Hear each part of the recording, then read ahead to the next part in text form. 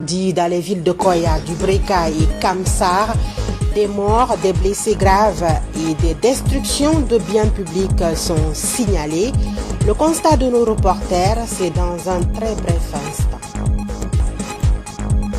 Suite à l'apparition du coronavirus à la maison centrale de Conakry, un centre de traitement Covid-19 est en préparation. La prise en charge effective des prisonniers infectés ne va plus tarder.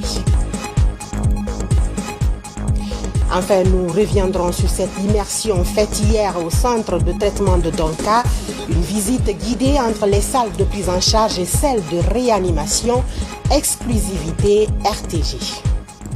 Voilà pour le sommaire. Bonsoir à tous. Bienvenue dans ce journal que nous démarrons par ce décret du président de la République, professeur Alpha Condé, décret D 2020-086 PRGSGG, mettant fin aux fonctions des membres du gouvernement. Le président de la République, vu la Constitution, décrète, article 1er.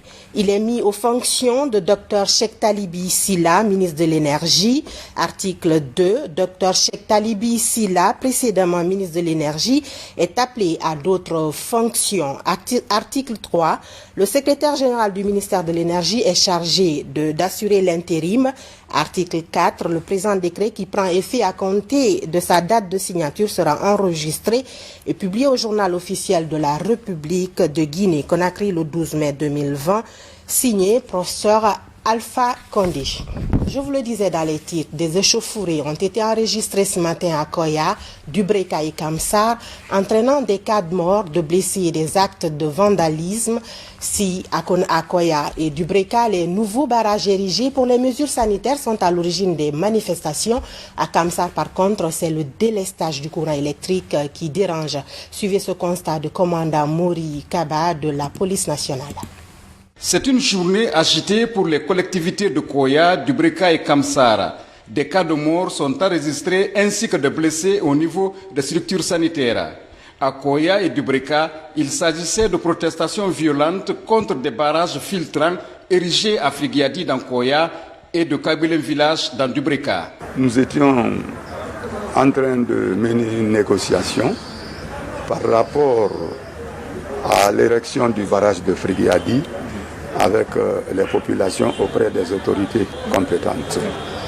Et jusqu'hier soir, après avoir expliqué toutes les difficultés que la mise sur le pied de ce barrage-là causait à nos braves populations, surtout nos femmes, qui allaient chercher des denrées alimentaires au kilomètre 36 pour Koyaville.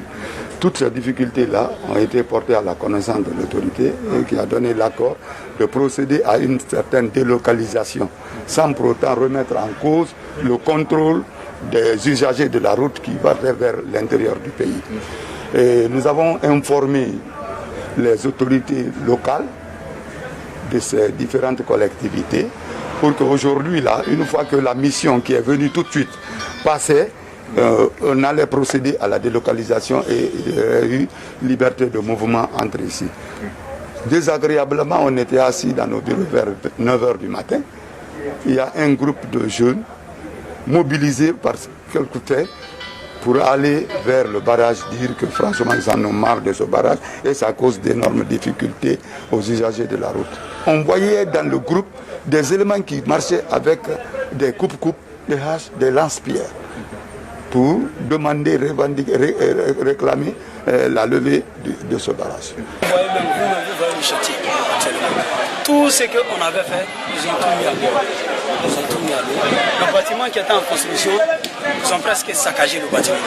Il n'y a pas un fenêtre qui est là, qu'ils n'ont pas touché. Ils ont cassé tous les vitres. Les matériels même qui étaient là, avec lesquels on travaillait, ils ont tous emporté. Les ciments, les carreaux, les seaux de peinture, ils ont tout pris. Ils ont tout pris. Même les toilettes qu'on vient d'installer, ils ont gâté. Je ne comprends pas.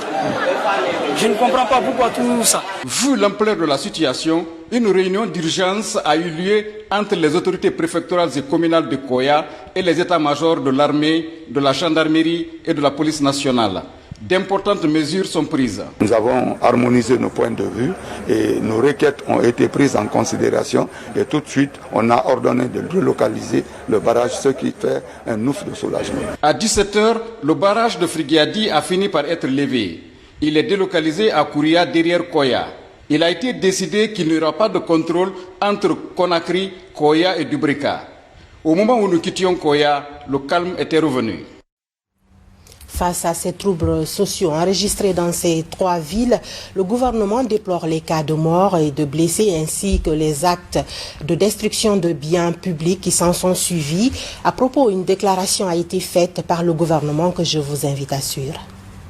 Ce mardi 12 mai 2020, des groupes d'individus se sont livrés à des actes d'incivisme causant des troubles sérieux à l'ordre public pour protester d'une part contre le délestage du courant électrique dans certains quartiers de Kamsar et d'autre part contre les restrictions de déplacement entre Conakry et l'intérieur du pays. Restrictions imposées par la riposte au Covid-19 à Koya et à Dubrika. Faut-il préciser, mesdames et messieurs, que dans l'un comme dans l'autre des deux cas, rien, absolument rien ne justifiait, en ce mois saint de Ramadan et dans le contexte médico-social d'une rare gravité que nous vivons, rien ne justifiait, disons-nous, une telle montée de violence et d'intolérance. En effet, depuis des années, la desserte en courant électrique par la CBG est une donnée acquise. Nonobstant des délestages, lesquels sont inhérents à toute fourniture d'énergie thermique, phénomène aggravé, faut-il le préciser, par la démographie galopante de Kamsar et les branchements anarchiques sur le réseau. Et d'autre part, la prise de mesures restrictives de déplacement de Conakry pour l'intérieur du pays des citoyens n'a rien d'exceptionnel comparé au reste du monde pour isoler Conakry et éviter la dissémination du Covid-19 qui ne cesse d'endeuiller les familles dans la capitale guinéenne. Malgré l'intervention des forces de l'ordre, précédée des appels au calme, ces mouvements ont causé des dommages importants. Des cas de morts et de blessés ont été enregistrés, malheureusement, aussi bien dans les rangs des manifestants que ceux des forces de l'ordre. On a noté également des dégâts matériels importants. Le domicile du maire de Kamsar incendié, le commissariat central de Koya, les postes de police et de gendarmerie de Manéa vandalisés, des véhicules d'intervention dont des ambulances de secours saccagées. Le gouvernement invite tous les manifestants à la retenue. Il présente ses condoléances aux familles éplorées et souhaite prompt rétablissement aux blessés. En tout état de cause, toutes les personnes qui seront tenues responsables de ces troubles répondront de leurs actes devant la loi. Voilà, c'était donc le général Bourema Condé, ministre de l'administration du territoire et de la décentralisation. Il était au micro de Mohamed Lamine Camara et vous suivrez l'intégralité de sa déclaration juste après ce journal. Sur un tout autre plan, la pandémie du coronavirus est devenue une préoccupation générale. Au sein des services de sécurité, des sessions de formation sont organisées pour permettre aux agents de mieux appréhender la maladie pour une lutte plus efficace. Adjudant Omar Camara, correspondant de la presse militaire. Outiller les forces de sécurité sur les méthodes de lutte contre le Covid-19 est la toile de fond de cet atelier de formation. Il est organisé par le service de santé des armées à travers le programme des Nations Unies pour le développement. Il vaut mieux ne pas utiliser un moyen préventif que de l'utiliser et être infecté après. Parmi ces moyens de prévention, vous aurez le port des bavettes qui est nécessaire de nos jours, qui est une des mesures barrières Vous avez également le lavage des mains. Le lavage des mains est un geste essentiel dans cette prévention. Il faut se laver régulièrement les mains avec l'eau et le savon ou bien les solutions chlorées dont nous disposons pour ne pas passer à côté de cette pathologie et être la source de dissémination de la maladie dans la société. Élément moteur dans le combat contre cette pandémie, les forces de sécurité œuvrent dans l'identification des contacts et leur acheminement au niveau des centres de traitement dans le strict respect de l'état d'urgence sanitaire. C'est la guerre qu'on est en train de subir, la guerre contre le Covid-19. Mais malgré les contraintes de cette guerre, vous êtes sur le terrain, à l'avant-garde, pour sauvegarder les populations, mais aussi pour faire appliquer les mesures d'urgence que l'État a décrétées. Cette série de formations s'inscrivent dans l'apport du PNUD au gouvernement guinéen dans le cadre de la riposte contre le Covid-19. À l'initiative du ministère de la Défense nationale, des services de santé des armées, nous avons entamé des travaux liés à définir dans le plan national de riposte un plan spécifique aux forces de défense et de sécurité. Au sortir de cet atelier, les participants auront pour mission la restitution des connaissances acquises dans leurs unités respectives à travers une campagne d'information et de sensibilisation. La maison centrale de Conakry touchée par le Covid-19, 58 détenus y sont testés positifs, mais leur prise en charge va être facilitée par l'installation d'un centre de traitement approprié grâce à l'État guinéen et ses partenaires. Mamadi Ternaka Misoko. Dans la prévention de la maladie du coronavirus, l'utilisation de la solution hydroalcoolique pour désinfecter les mains est l'un des gestes barrières fortement recommandés. Pour répondre donc à la forte demande de la population, l'Institut national de santé publique se lance dans la production locale des solutions hydroalcooliques. 400 flacons de 250 ml sont produits dans le laboratoire de chimie pharmaceutique de l'INSP en l'espace de 72 heures. Cet exemple-là peut servir à d'autres pour essayer de contourner la fermeture des frontières actuelles. Les stocks que nous avons ici, si ce n'est pas des stocks humanitaires qui viennent juste pour nos hôpitaux, ces stocks vont s'épuiser assez rapidement. Mais si on a maintenant des unités de production locales qui en plus appartiennent à l'État guinéen, je pense que c'est une initiative qui est à encourager. Ce qui est plus utile pour le pays, c'est de s'appuyer sur les initiatives locales. Et donc l'Institut national de santé publique, à travers son département de chimie pharmaceutique, a pensé à fabriquer ces solutions hydroalcooliques, parce qu'il en a les compétences techniques, de fabriquer des solutions hydroalcooliques et les mettre à la disposition de nos collègues professionnels de santé qui sont aussi en première ligne, au même titre que nous, qui sont en première ligne de cette lutte. Ce premier stock de solutions hydroalcooliques fabriqué par l'Institut national de santé publique est destiné à la prévention du personnel soignant à haut risque de contamination du virus.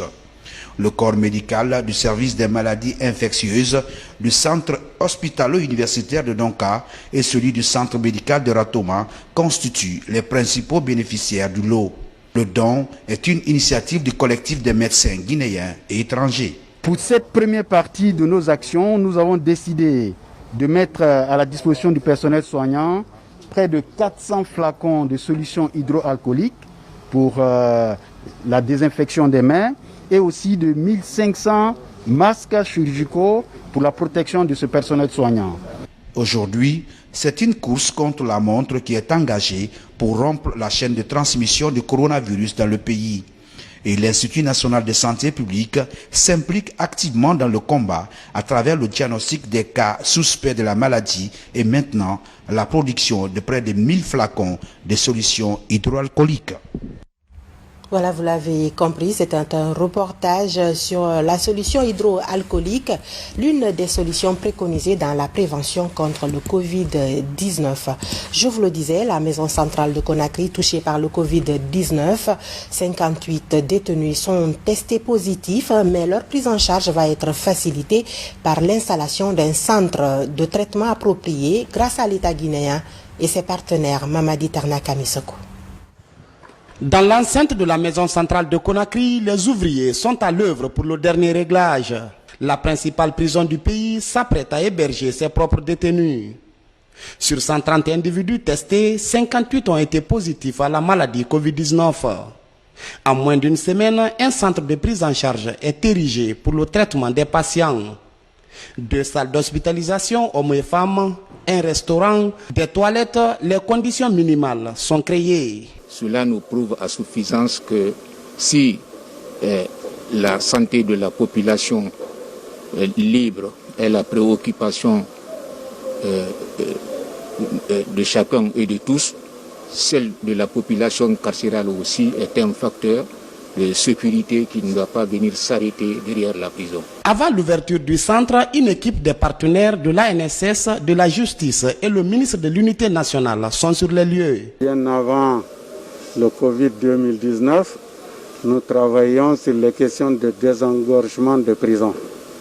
Cette pandémie est arrivée, un dispositif est pris en coopération entre le ministère de la Justice, le ministère de la Santé, l'Agence nationale de sécurité sanitaire et les partenaires au développement.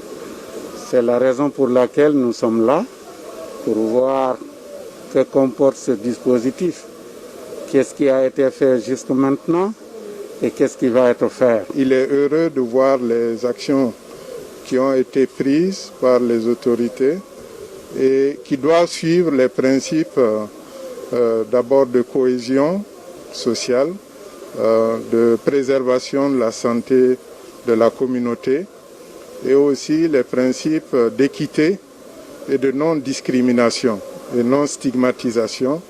Toutes les collectivités doivent en tout cas bénéficier de l'attention des décideurs et de la communauté nationale. Dans cet établissement pénitentiaire, 1448 personnes sont incarcérées. Dans le but de circonscrire la pandémie, l'ANSS annonce un dépistage massif de l'ensemble des occupants.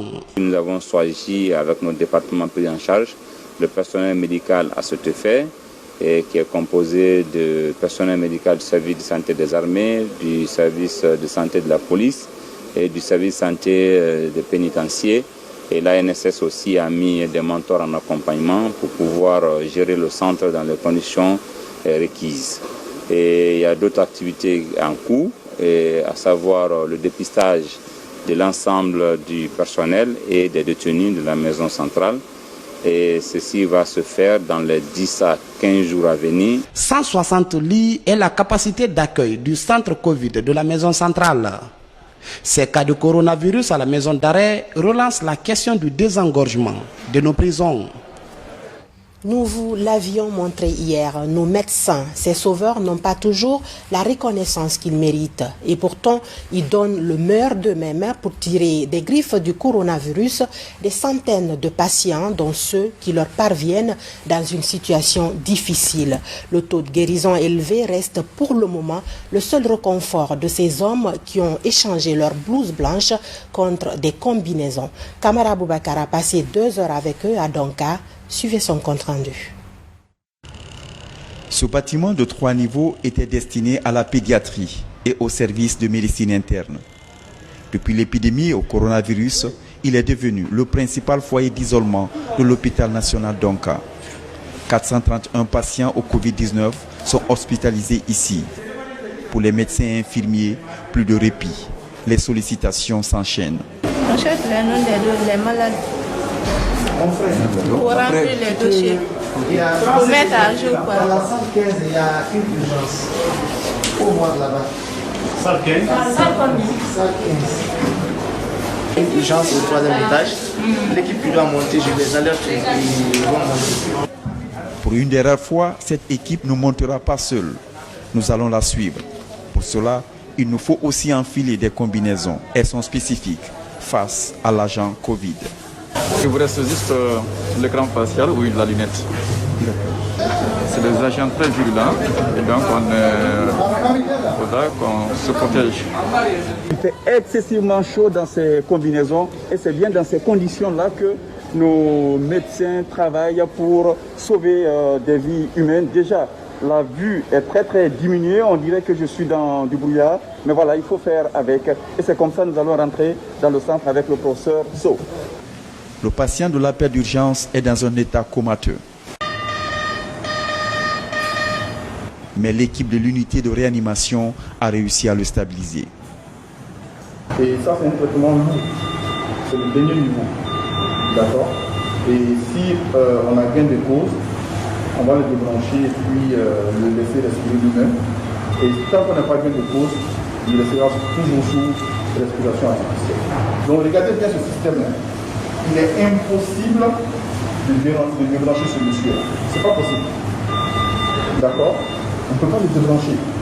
C'est un système qui est fait de sorte qu'on ne peut pas le débrancher du tout. 30 bouteilles d'oxygène par jour, 22 respirateurs actifs, c'est l'arsenal de l'unité de sauvetage. Sans oxygénateur, très bon. 3 jours. Je respire moi-même. Je mange bien. Sur les 15 patients en réanimation, l'équipe veille comme sur du lait au feu. Le balai est continu dans des combinaisons pas confortables. Tous les patients, enfants, adultes ou personnes âgées bénéficient de la même attention médicale. Face aux efforts du personnel, en 4 équipes tournantes de 10 personnes, les patients sont élogieux. Oui, moi je suis rentré le vendredi 8 avril. Pratiquement, l'accueil a été très bon. Il est vrai qu'on a un peu retardé parce qu'il fallait prendre des informations, inscrire et autres, trouver de la place. Mais depuis que je suis rentré le vendredi, tout va bien.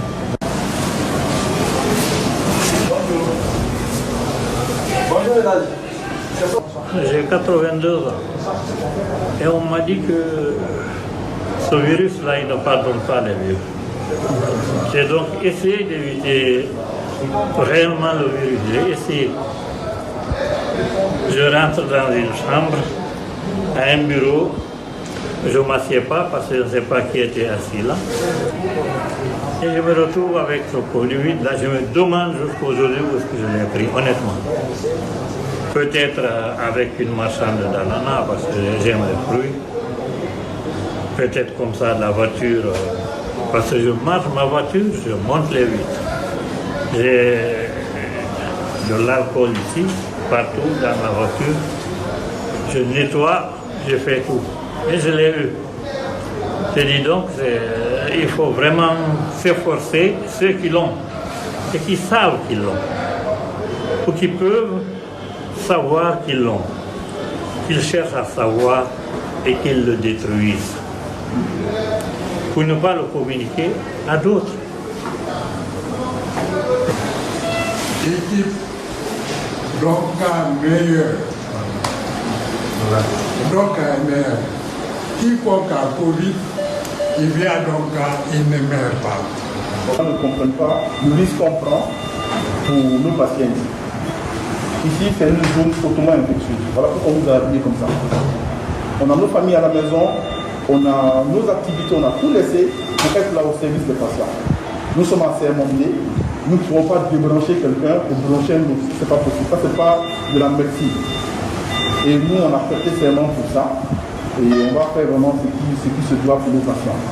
Voilà. On ne va pas se laisser décourager par des gens qui ne savent pas réellement le but de notre présence à Rwanda.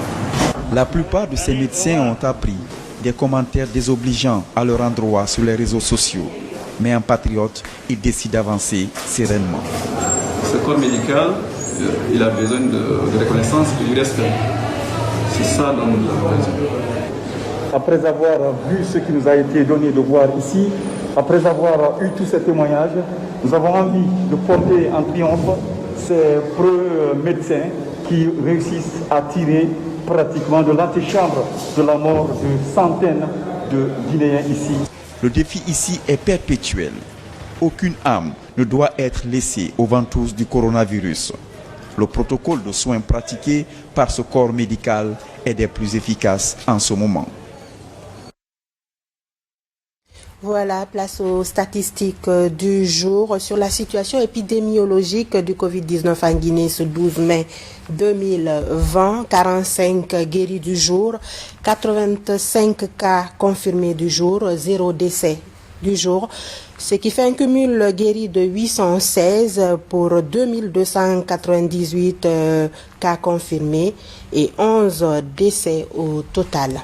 Avant de boucler ce journal, nous revenons sur ce décret du président de la République, décret D 2020-086 PRG-SGG, mettant fin aux fonctions des membres du gouvernement. Le président de la République, vu la Constitution, décrète.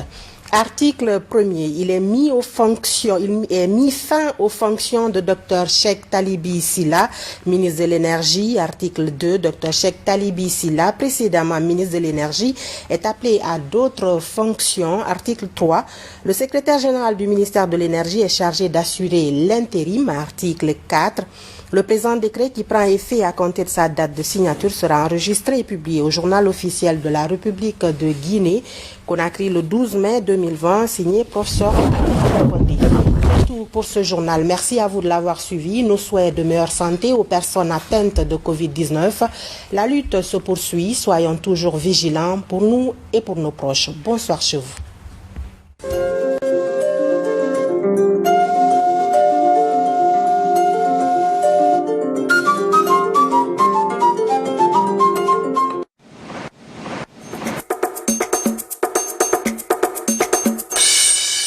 Chers compatriotes, mesdames et messieurs, ce mardi 12 mai 2020, des groupes d'individus se sont livrés à des actes d'incivisme causant des troubles sérieux à l'ordre public pour protester d'une part contre le délestage du courant électrique dans certains quartiers de Kamsar et d'autre part contre les restrictions de déplacement entre Conakry et l'intérieur du pays. Restrictions imposées par la riposte au Covid-19 à Koya et à Dubreka.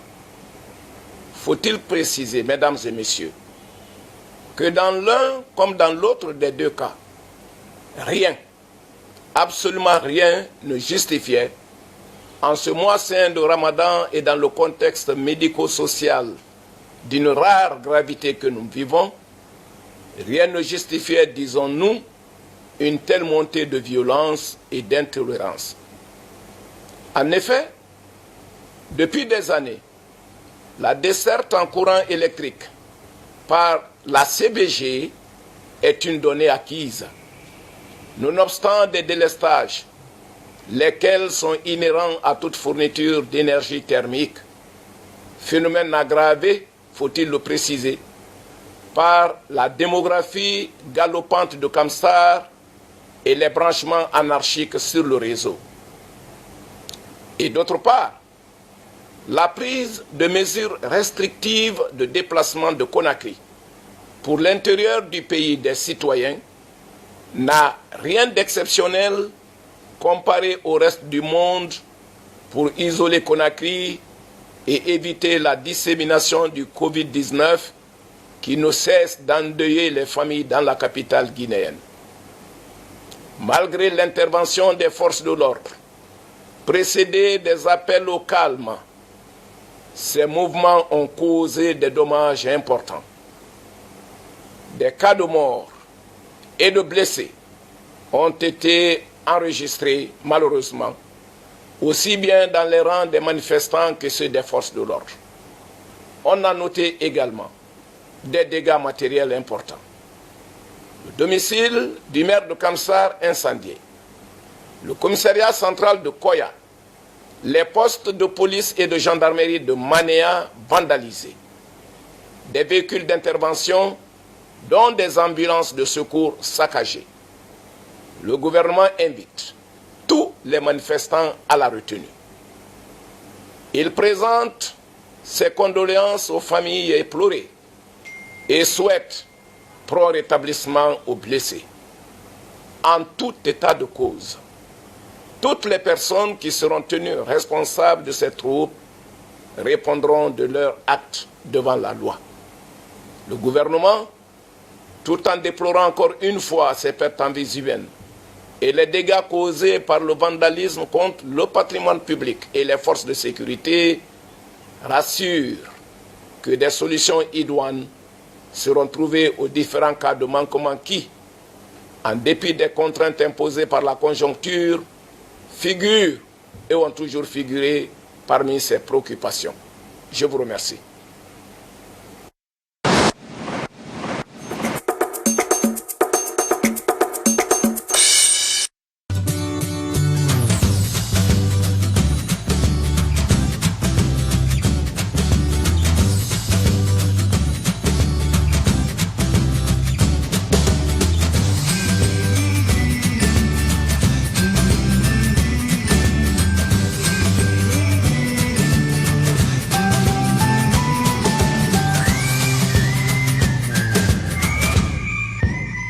Mesdames et messieurs, bonsoir.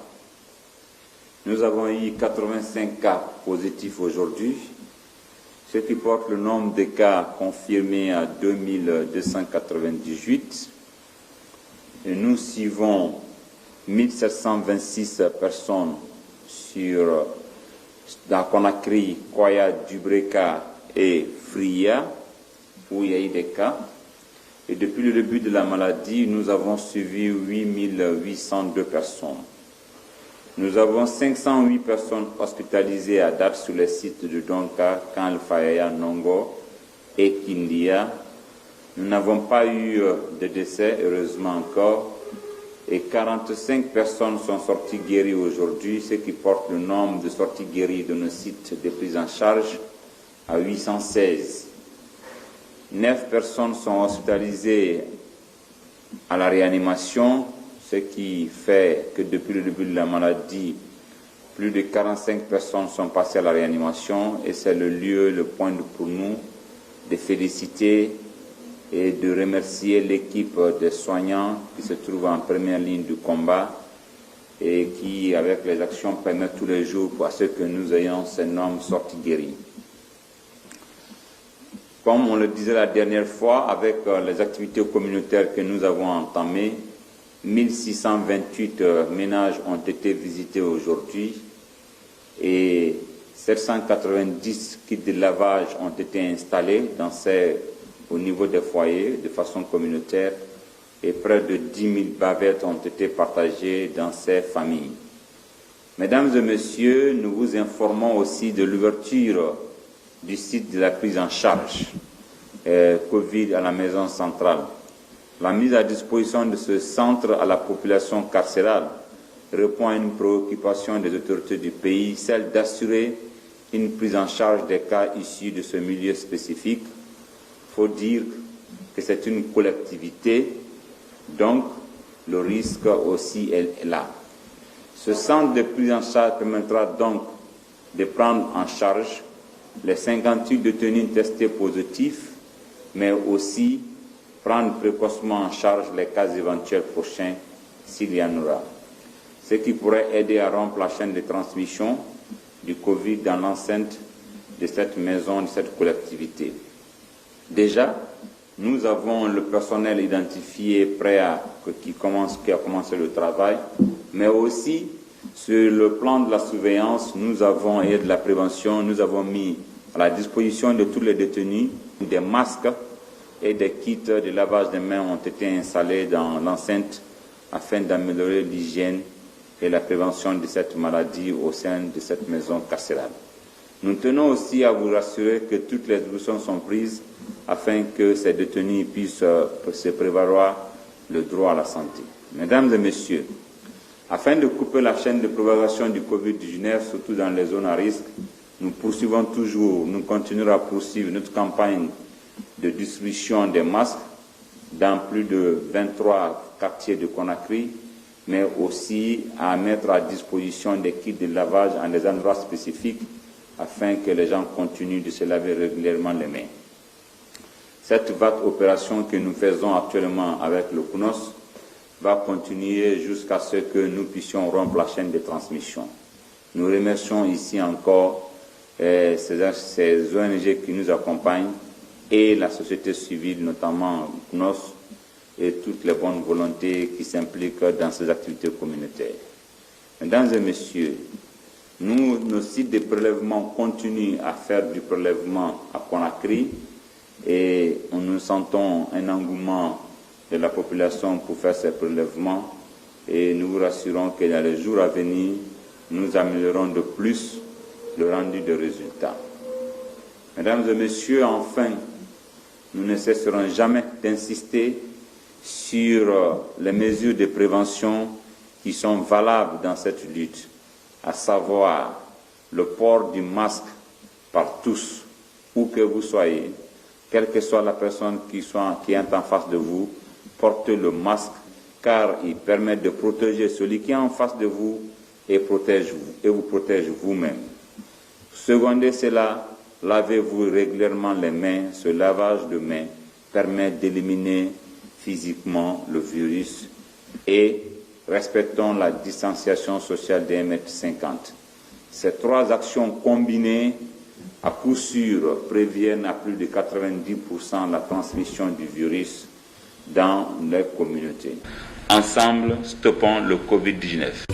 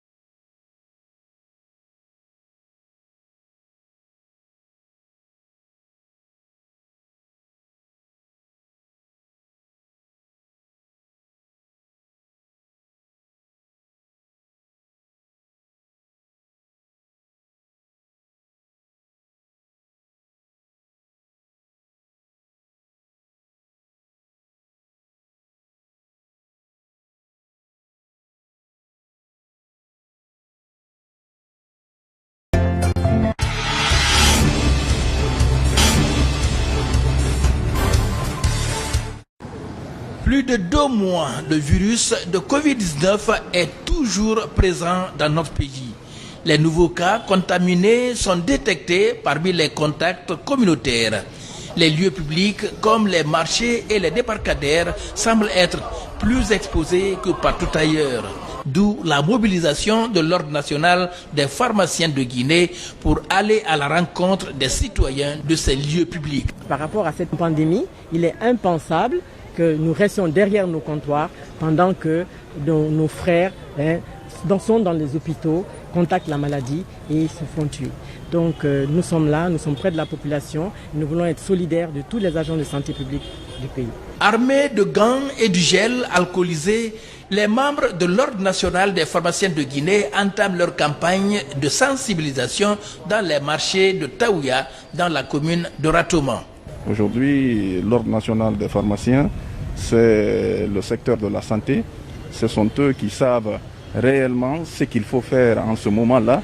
Et je crois qu'ils peuvent être des bons acteurs sur le terrain, surtout dans la sensibilisation, sur la distanciation, sur le lavage des mains et aussi sur ces kits aussi qu'ils viennent d'envoyer. Je crois que ça va aller dans un bon terme.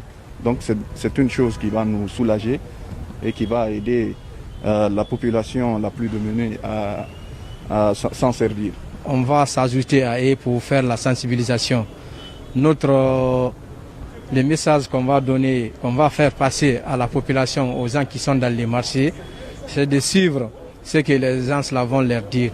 Parce que c'est leur secteur, c'est leur domaine. La sensibilisation, quand vous voyez qu'ils se sont mêlés dans l'affaire, c'est parce que c'est une pandémie qui a fait beaucoup de problèmes dans le monde entier. Le respect de la distanciation sociale, l'utilisation rigoureuse des bavettes et le lavage régulier des mains constituent les mesures barrières contre le coronavirus. La Guinée figure parmi les pays les plus touchés du Covid-19. Selon les statistiques de l'Agence nationale de la sécurité sanitaire, le pays a dépassé la barre des 2000 cas confirmés avec plus de 700 guéris. Dans le souci de galvaniser les efforts du personnel de santé de la région d'Omamou impliqué dans la lutte contre l'épidémie, professeur Oumou Younousassou, ancien chef service pneumo-phtisiologie, membre du comité scientifique de riposte et sa famille, offre un important lot de kits sanitaires et de denrées de première nécessité. Merci pour ce don et que cela vienne directement aux personnes, au personnel soignant. Vraiment, c'est l'un des dons les plus importants. C'est quand ça atterrit directement à l'hôpital et pour les hôpitaux de la région administrative de Mamou, alors là, nous sommes comblés. Composé de kits de lavage des mains, du riz et du sucre, ce don est destiné aux services techniques des hôpitaux et centres de santé de Mamou, d'Alaba et de Pita. Il répond au souci de la donatrice, connue du monde médical, de venir en aide à ses collègues de santé de la région de Mamou, exposés à tous les dangers des maladies épidémiologiques. Nous avons nos grands frères aînés, notamment Eladj Boubacar Ba qui réside aux États-Unis, ou le colonel Suleiman Ba qui réside en France, et tous les enfants. Ce sont toutes ces personnalités réunies qui ont mis Adja Oumou, professeur, en avant pour qu'elle puisse préparer quelque chose en signe de don à ses collègues de la santé. Malgré la mise en place des mesures traditionnelles de renforcement de l'état d'urgence sanitaire, la région de Mamou, qui n'avait pas encore connu l'épidémie, vient d'enregistrer son premier cas du Covid-19 dans la préfecture de Pita. Il est temps donc de renforcer le dispositif de riposte et de surveillance à tous les niveaux pour vaincre l'épidémie. C'est l'occasion donc de remercier très sincèrement, au nom de l'ensemble du personnel de santé de la région de Mamou, parce qu'après cette réception, nous irons faire la même chose à Dalaba et à Pita pour remettre au personnel soignant cette gratification d'une importance inestimable, d'une importance incommensurable de la part du professeur Oumou Younousassou et de sa famille. C'est l'occasion donc d'exprimer notre profonde gratitude et nos sincères remerciements et les rassurer également que le personnel se met droit dans ses bottes pour booster le Covid-19. En cette période cruciale de crise sanitaire mondiale, les services de santé de la région de Mamou ont mené d'intenses activités pour protéger les populations contre le coronavirus, parmi lesquelles le respect des gestes barrières et les règles de distanciation sociale ainsi que le port de masques de protection. Des efforts qui, selon le gouverneur de Mamou, méritent d'être salués et encouragés. C'est le souhait et ce sont les instructions du président de la République. Et vous voyez, si chacun se lève de son côté pour faire quelque chose pour aider le pays, je pense que nous allons venir très rapidement à bout de cette maladie. Je ne vais pas aller plus loin. Je voudrais simplement, au nom de tous ceux qui sont présents ici, remercier la famille, remercier la donatrice et lui dire encore que nous sommes très heureux que cela se passe ainsi. Dans cette lutte, la contribution des religieux a été remarquable depuis le début de l'épidémie. À l'angle du terroir, le directeur régional des affaires religieuses s'est réjoui de cette assistance de professeur Oumousso et sa famille. Pour Elhadj Amadou Kolombari, ce don vient renforcer les acquis déjà mis en place et contribuer sans nul doute à freiner le rythme de propagation de l'épidémie qui prend de l'ampleur dans le pays. Outiller les forces de sécurité sur les méthodes de lutte contre le Covid-19 est la toile de fond de cet atelier de formation. Il est organisé par le service de santé des armées à travers le programme des Nations Unies pour le développement. Il vaut mieux ne pas utiliser un moyen préventif que de l'utiliser et être infecté après. Parmi ces moyens de prévention, vous aurez le port des bavettes qui est nécessaire de nos jours, qui est une des mesures barrières. Vous avez également le lavage des mains. Le lavage des mains est un geste essentiel dans cette prévention.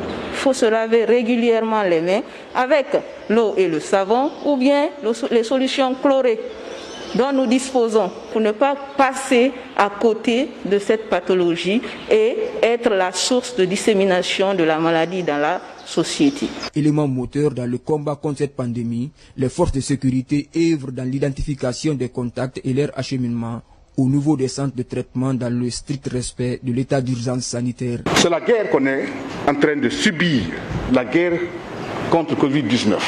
Mais malgré les contraintes de cette guerre, vous êtes sur le terrain, à l'avant-garde pour sauvegarder les populations, mais aussi pour faire appliquer les mesures d'urgence que l'État a décrétées. Cette série de formations s'inscrivent dans l'apport de PNUD au gouvernement guinéen dans le cadre de la riposte contre le Covid-19.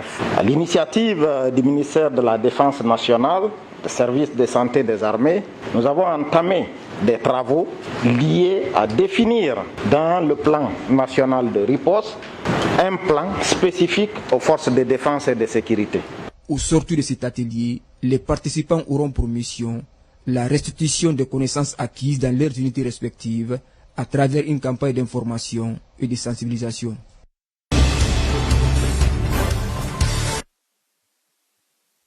Dans le souci de débarrasser le monde de cette pandémie à coronavirus, les citoyens multiplient les efforts pour sa éradication. C'est pourquoi la Fondation Bangal Massaré est sur tous les fronts pour la distribution des kits sanitaires dans les différentes localités du pays. C'est au tour de Frigiadi, dans la commune rurale de Mania, de recevoir le don. C'est une manière pour nous aussi, au nom de la Fondation, de lutter contre Covid-19. Le conseil que j'ai à dire à la population de Mania, c'est d'utiliser les kits sanitaires là, de se laver les mains régulièrement avec l'eau de javel et le savon, de porter les bavettes et de respecter 1 mètre de distance comme mesure de sécurité. Dans le respect de la distanciation sociale, les autorités et femmes de Frigiadi remercient le donateur. Au nom de Monsieur le maire, nous le remercions très infiniment. Et dire à tous les Guinéens que chacun peut faire un peu dans l'affaire de Covid-19. Il a aidé les femmes. Il nous a donné à manger pendant cette pandémie. Il vient encore de nous donner les kits sanitaires. Que Dieu lui protège. Sur le terrain pour la distribution des kits sanitaires depuis plus d'un mois, la Fondation Bangal Massaré promet de sillonner les endroits à grande affluence.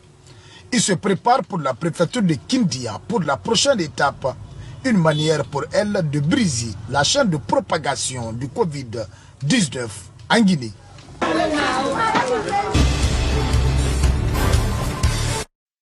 Pour faire face au Covid-19, 5 structures chargées du suivi et de l'éducation des enfants orphelins de la capitale bénéficient des denrées alimentaires et des kits de lavage des mains. Le geste est du partenaire traditionnel des enfants, UNICEF. L'action est pilotée sur le terrain par le ministère de l'Action sociale, de la promotion féminine et de l'enfance. Ils n'ont pas demandé à Dieu d'être orphelins. Ils ont voulu être aussi comme tous les autres enfants, avoir leurs parents à côté d'eux. Et si nous avons ces kits-là, vraiment, je suis très heureux de vous remettre ces kits pour que vous l'utilisez en faveur des enfants que vous avez. Pour que ces enfants restent confinés chez vous puisque les écoles sont fermées. Et surtout, c'est des petits enfants. Ils doivent rester dans la clôture, fermés. Ils doivent trouver tout à la maison et que vous œuvrez pour les protéger à la maison. Le collectif des orphelinats bénéficiaires de ce geste humanitaire en cette période de crise sanitaire se réjouit de l'initiative. Ces kits-là vont beaucoup changer dans la vie des enfants, surtout dans les circonstances de coronavirus. Tout est difficile. Et s'il y a la nourriture, les enfants vraiment seront à l'aise. Le collectif des orphelinats vous remercie vraiment pour vos dons. Et vraiment, nous vous encourageons de plus à venir en aide à ces enfants, car ces enfants, c'est pour vous, c'est pour nous. La volonté du ministère de l'Action sociale est de doter l'ensemble de ces cibles en kits de prévention et de denrées alimentaires, histoire pour ces personnes vulnérables de se prendre en charge en cette période de pandémie. L'association des sages-femmes de Kissidougou se lance dans le combat contre le coronavirus. Pour éviter tout cas de contamination dans leur localité, ces femmes offrent des kits de lavage des mains et masques de protection individuelle aux autorités préfectorales en charge de la santé. Ce qui nous a poussé de faire ce don, c'est parce que nous, agents de santé, on connaît la gravité de cette maladie. Donc pour éviter cette maladie, c'est pourquoi on a jugé nécessaire de faire un don de 30 kits de lavage des mains, de 300 bavettes et de 6 cartons de savon Diamant pour donner à la population de Kissidougou. Le conseil que je donne à la population de Kissidougou, c'est d'utiliser correctement ces kits de lavage des mains. Si vous avez vu tout de suite, moi-même je me suis lavé les mains pour montrer à la population comment se laver les mains et porter les bavettes régulièrement, respecter les distances pour éviter la contamination de cette maladie.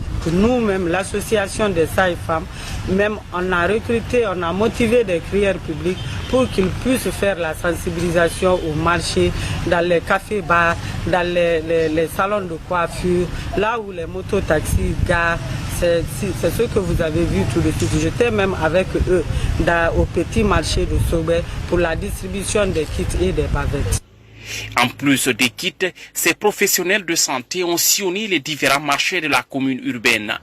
Elles ont sensibilisé les populations sur l'importance du respect de tous les gestes barrières contre le Covid-19 avec un accent particulier sur le lavage des mains, le port des masques et la distanciation sociale. Comme on l'a toujours dit, la seule arme fatale qu'on a contre cette pandémie, c'est la conscientisation des hommes. Il faut qu'on soit conscient que cette maladie existe, qu'on soit conscient que quels sont les dangers liés à cette maladie. Donc, la commune ne peut que se réjouir effectivement de ce don. Et on les assure que ces dons-là seront utilisés à bonne escient. Parce que chacune d'elles reçoit des patients dans leur centre, qu'ils continuent aussi à sensibiliser les femmes, les hommes qui viendront à leur centre effectivement pour des soins. Ces dons vont aller directement aux bénéficiaires, c'est-à-dire la population de Kissidougou, en vue de les protéger contre cette pandémie Covid-19. C'est d'utiliser correctement les bavettes. Parce que, comme vous le savez, ce n'est pas à Kissigou seulement. Nous remarquons qu'il y a d'autres qui utilisent ces bavettes-là par contrainte, c'est-à-dire ils ont peur de l'autorité ou de la police ou de la gendarmerie. Ils n'ont qu'à savoir ce qui se passe, c'est pour leur protection. La bavette, important, on ne doit pas on doit mettre la bavette juste pour c'est se protéger. Donc la population n'a qu'à savoir ça. Parce que des fois, nous voyons que les gens portent la bavette, mais c'est en bas du menton. Ils refusent de mettre sur protéger jusqu'au nez. Donc c'est ce qu'on peut dire à la population de Kissigou. Et de se laver les mains. Se laver les mains avant et pendant tout acte. Pour protéger la ville de Kissi-Faramaya contre cette pandémie, l'association des sages-femmes de Kissi-Dougou envisage d'entreprendre encore d'autres activités de lutte.